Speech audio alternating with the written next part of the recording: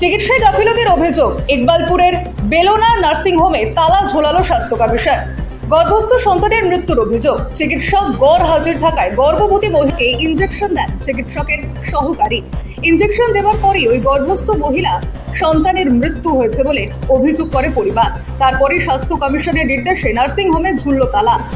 সূত্রের খবর, গর্ভবতী মহিলাকে ব্যথা কমানোর ইনজেকশন দেন RMO পরিচয় অবিনাশ কুমার নামে ওই ব্যক্তি। প্রথমে মহিলাকে দেখে এবং তারপর প্রেসক্রিপশনে ওষুধ লেখে এবং তারপর ইনজেকশন দেন বলে অভিযোগ পরিবারের।